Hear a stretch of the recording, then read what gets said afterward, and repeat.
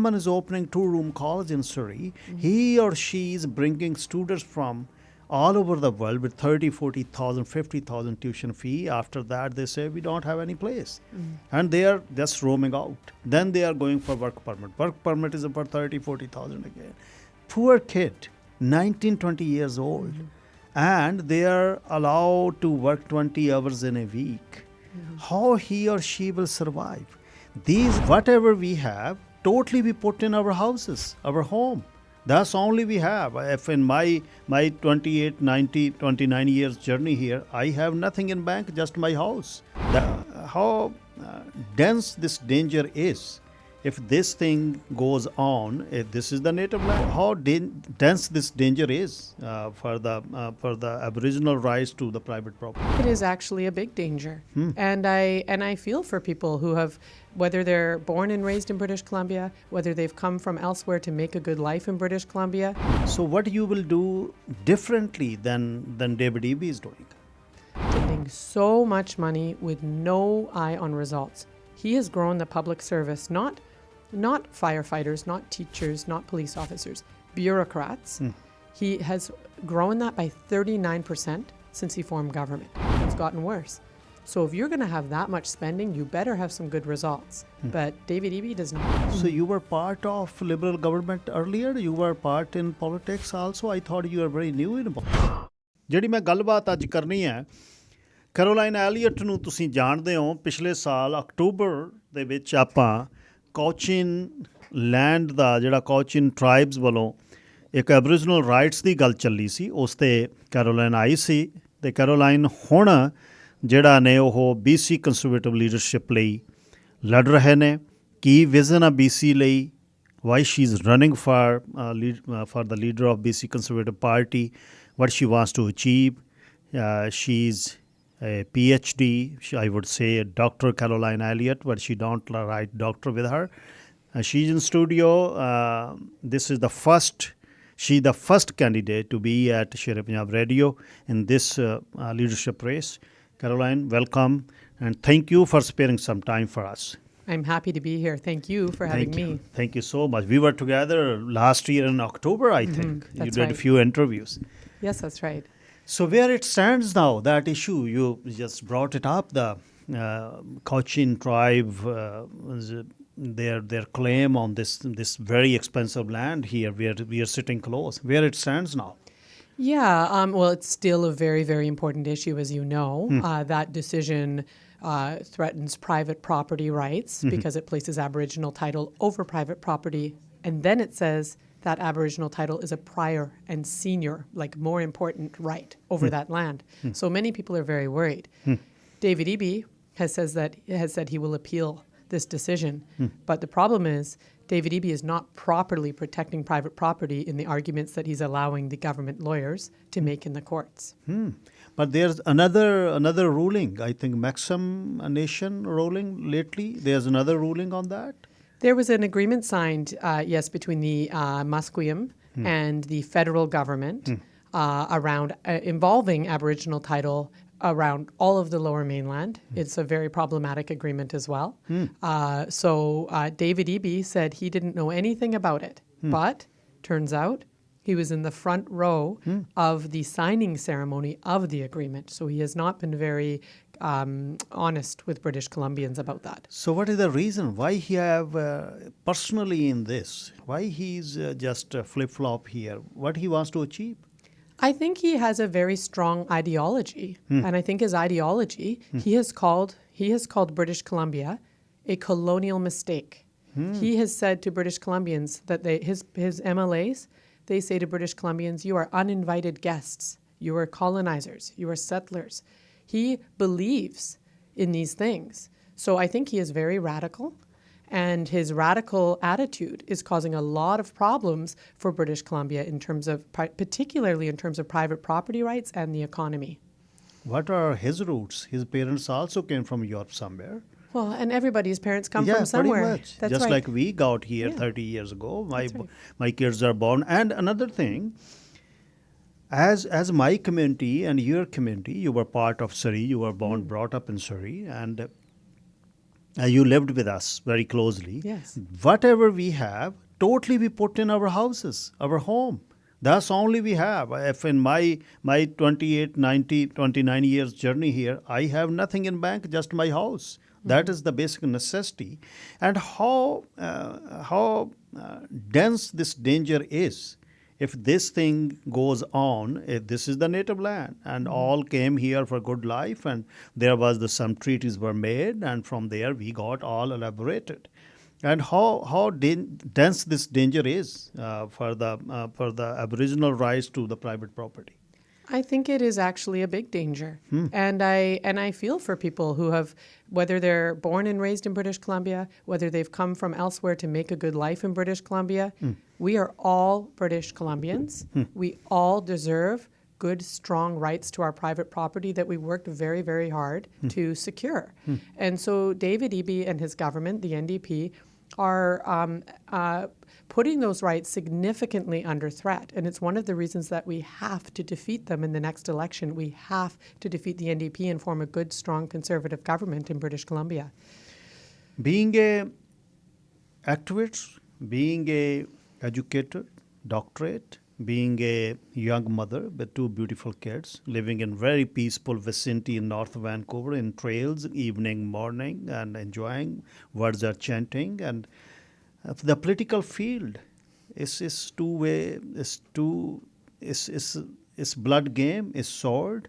And being a lady, I still remember Christy Clark when she got in it on broadcasting live. She got and she was doing wonderful for this province.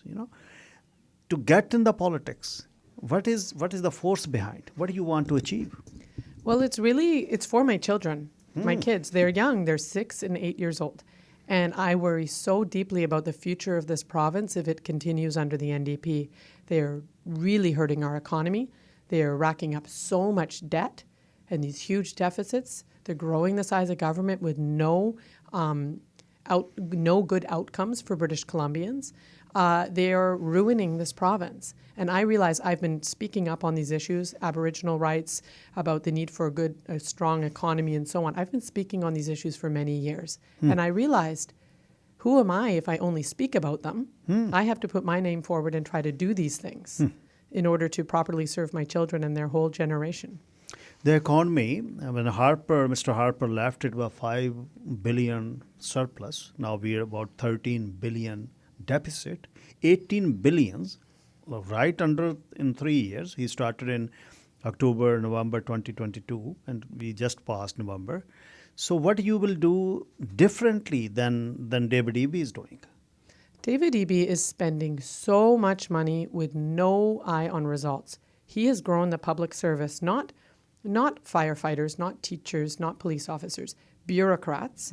He has grown that by 39% since he formed government. But services have not gotten 39% better. So he's pouring all of this money into spending in terms of growing the bureaucracy and none into the frontline things that we need.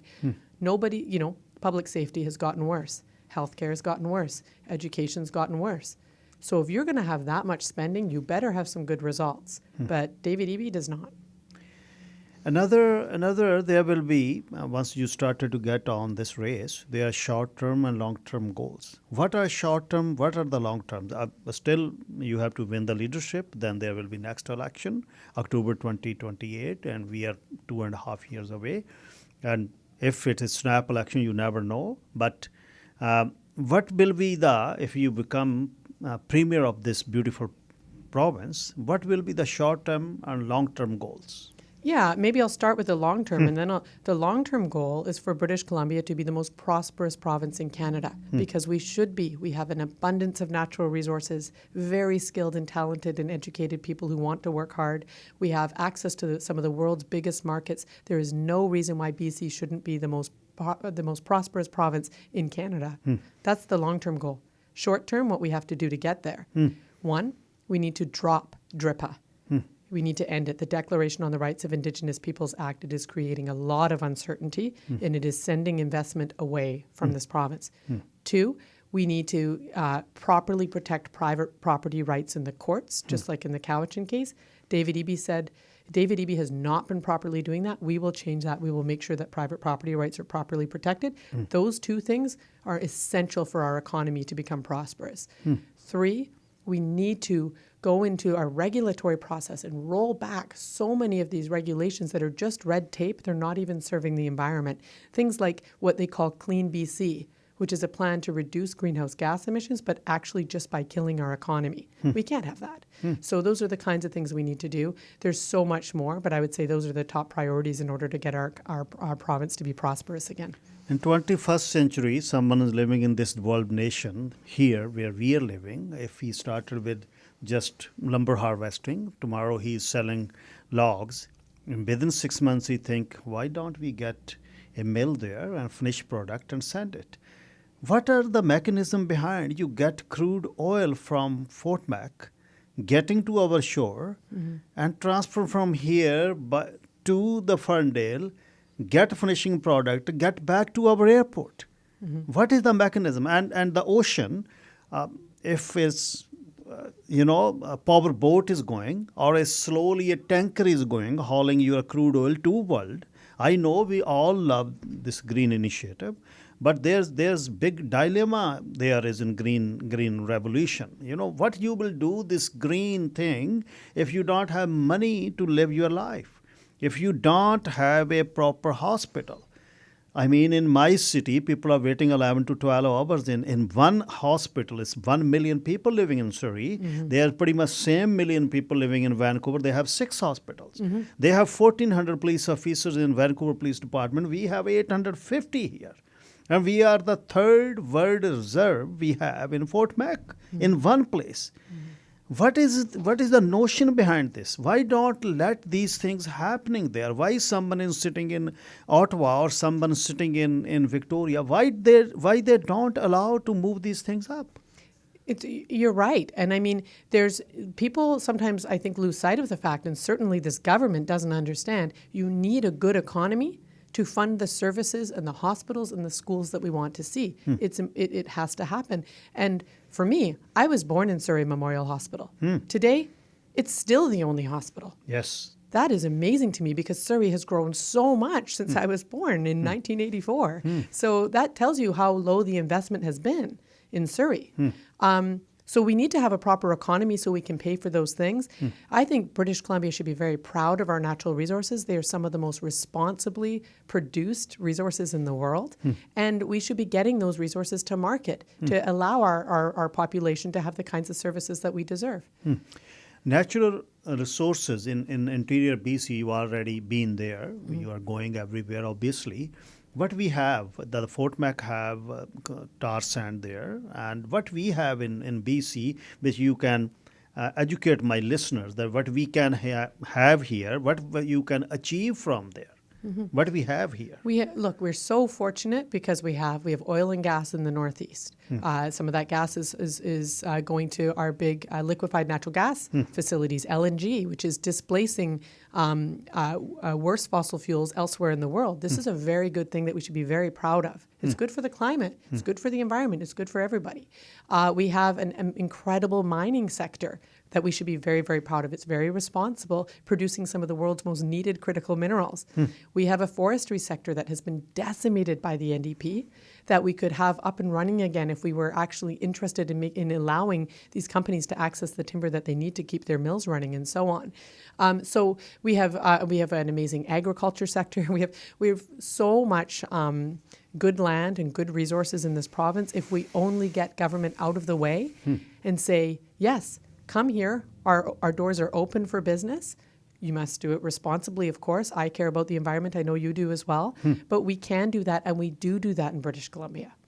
Another thing, I smell rotten egg here. As you started to speak out about this Aboriginal rights, you wanted to remove this DRIPA.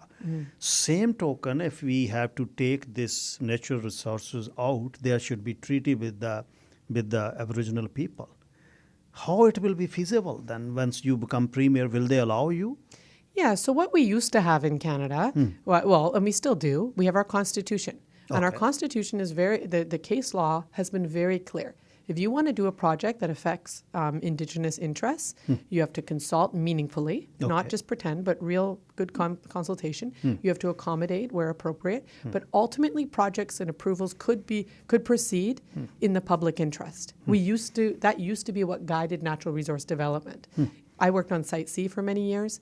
It was the same. BC Hydro consulted and they accommodated, but ultimately the Site C dam proceeded. It's generating power today because BC Hydro was able to show the courts they did that and it was in the public interest. But under the NDP, with DRIPA, they now have all of these consent provisions, which means a veto. So if one First Nation says we don't want it, even if it's good for 5 million British Columbians, it cannot go ahead. And that's a big problem. So it's one of the reasons why we need to get rid of DRIPA so that we can have a thriving economy again in British Columbia. You said just Site C. So you were part of Liberal government earlier? You were part in politics also? I thought you were very new in politics. So Site C, I was involved in, I worked for BC Hydro, not for the government. Okay. Yeah. Okay. So, but you were part of government also sometimes? So I worked way back in the early 2000s in the legislature. Oh, that's good. Working, so 2006 to 9-ish maybe, in the Minister of Transportation and then the Minister of Environment's office. So I learned a lot about how the legislature works and a lot about how policy and politics intersect. So it was a very good experience for me. Being a Sikh Punjabi community here, we've been through a lot lately in last 5 years. International students, provincial nominee program. The kids were looted and people were looted under this PNP and two-room colleges. You know how feasible this government is. Someone is opening two-room college in Shere. He or she is bringing students from all over the world with 30, 40,000, 50,000 tuition fee. After that, they say, we don't have any place. And they are just roaming out. Then they are going for work permit. Work permit is about 30, 40,000 again. Poor kid. 19, 20 years old, and they are allowed to work 20 hours in a week. How he or she will survive? These are the major issues also we are going through. If you get in the politics, if you get premier of this province, how it would be different? Yeah, good question. And I think this is an issue where the federal government in particular has made many, many, many mistakes. And lots of times the people most affected by these mistakes are the newcomers to Canada who've been promised everything good, and they get here and they realize it's not very good. And then other like longer term immigrants to Canada are also feeling the brunt of this because they're being treated poorly by people who feel frustrated with the immigration system overall, which isn't fair. People should be angry at the government, not the people. So there's that. But I think that the province so it's not just all the federal government, the province has a role to play too. The province should be making sure that institutions, universities, colleges and so on are real, that they're not just using it as a mechanism to bring cheap labor into Canada. Yes. It's not fair on anybody. And I don't know what the province was doing this whole time while this was happening, but not enough. I also think the province has a role to play in standing up to the federal government and saying, your immigration policies have not been good for British Columbians, and our job is to make sure they work for British Columbians. People who've been here, people who are born here, people who've been here a long time, people recently coming here. It has to work for people or it shouldn't be happening at all. And I think the federal government did a really poor job of managing that delicate balance. Another thing, while you were in this race, you might have heard drive-by shootings, extortionists are calling from Portugal, Spain, and here and there. People were hiding from their houses. They're going to friend's house. They put a tracker on their car. Then they call, we know where you are. The law and order. Every day. Now it is about, this month it is little slowed down. For the law and order, for the boots on the ground, for the police or provincial police, what are the long-term goals? Yeah, extortion is a really important issue, and it's affecting, it's strongly affecting Surrey in particular, as you know. Yeah. I've spoken to many community members who are incredibly worried. I've spoken to some who have received extortion threats themselves. It's very disturbing. I think part of it is a problem of the federal government's vetting process. They're allowing people to come into this country who have bad track records because they're not properly checking on the people. And I also think that we need to dedicate, of course, police resources to it, make sure everything is adequately resourced so we can get to the bottom of these crimes. But I also think when there's foreign nationals involved in these kinds of crimes, they need to be deported from Canada so they can't keep committing these crimes against good, solid Canadian people who are doing nothing wrong but operating their businesses and trying to contribute to society. You are privileged to live in North Van now, and you brought up in Surrey. You are fortunate there. This is very nice neighborhood, good vicinity there. It's very natural, nice people. And then you were everywhere now, in everywhere in BC, up north, on Island, on the Kootenays. What do you feel the difference between North Vancouverites and the all other province? What people think and what they are saying to you? Well, there's some similarities and some big differences. So one of the things I hear the same in every community I go to, people are very worried about private property rights, very worried about DRIPA, very worried about our economy. I hear those things everywhere I go, whether it's the Northwest, the Southeast, everywhere in between, North Island, South Island, and so on. One frustration I hear outside of the Lower Mainland, in the North, in the interior, people feel frustration that in the Lower Mainland there's a lot of people who are voting NDP, and they say don't they see what the NDP is doing to our communities? How can they let us suffer by voting NDP? So they feel very frustrated, and I think there's I think one of the reasons that we see this happening is there's more of a disconnect between the economic impacts of the NDP's bad policies in the Lower Mainland, whereas outside of the Lower Mainland, those impacts are felt very directly. So in a place like Merritt, if a mill has shut down and you have people not working, they really feel it. They're living the impacts of those bad policies. And in your now race, I think 7 or 8 were there. Now 2 endorsed you. What did that make difference? Yeah, I was very, very fortunate to have the endorsement of Harman Bangu, who has been a leader in the Conservative Party early on when it was just a small but growing party, and he contributed a lot to that growth. So I was very fortunate to have his endorsement.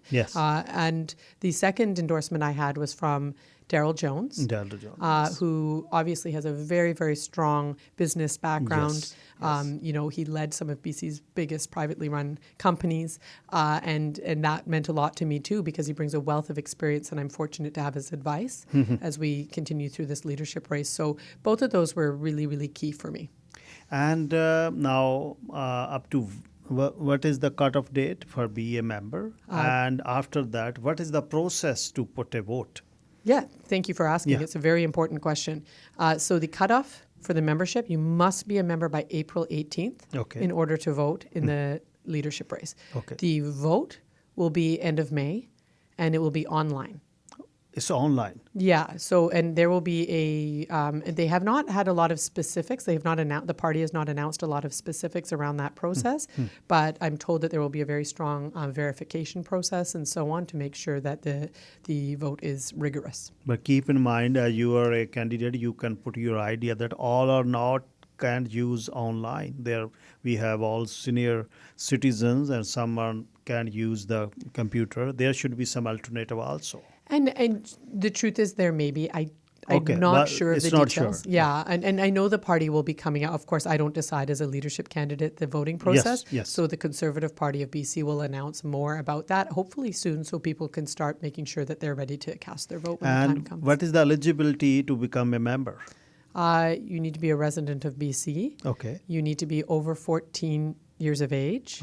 I believe that you can be a permanent resident and vote. All right. And I think those are the main requirements. And running in this now, and it's day and night, you're on the road. It's not simple. You have a taste better now, and there are also a good contender around you. And if someone wants to be your member specifically, how it is counted in your team? If someone is just going to Conservative website and buy the membership, is there any different way they can be on your portal? Yes. Okay. So they can go to my website. It is Okay. winforbc.ca. Win, W-I-N. winforbc.ca. Okay. And if they go through that website, there's a membership button there. They can click and it will go through our website. And so we can track that. Okay. Thank you so much. Anything in closing? And we are organizing a gala on Friday evening.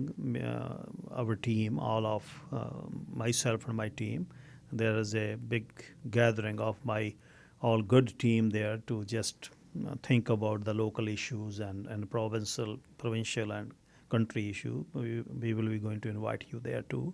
On April 3rd, it will be about 6 o'clock. We will send official invitation to you. Anything you would like to say in closing? Well, I look forward to taking part in that. Thank you for organizing that. And I feel thank you. very honored to have that invitation. And what I would say in closing is this. This is a crucially important provincial election we're going to be facing soon, and we absolutely have to make the right choice in this leadership race to choose the right person to lead the party into that election. So I encourage people, if they want that prosperous BC, if they want to see an economic turnaround, please get involved. Join my website, winforbc.ca, and have a say in the future of this incredible province we're lucky to call home. Thank you so much. On your busy schedule, you are the first one on this leadership race. Just approached us, and we are sitting. You did few interviews last year. On that time, you were not aware that you are busy where you are heading, but that was very, very informative issue, and no one among all these candidates spoke about that. Today they can say that they were following this, they were following, but you are the one only. I can witness that, because those are the private properties, 800 acres of prime land right on the Fraser, and they have their businesses there. And someone was saying from Cochin that our forefathers were fishing here in upstream. I don't know how they was hovering around the upstream, but those things that we have only house. That if that is the right is fading there, then it should be very, very some. Thank you so much. Thank you so much for having me. Thank you.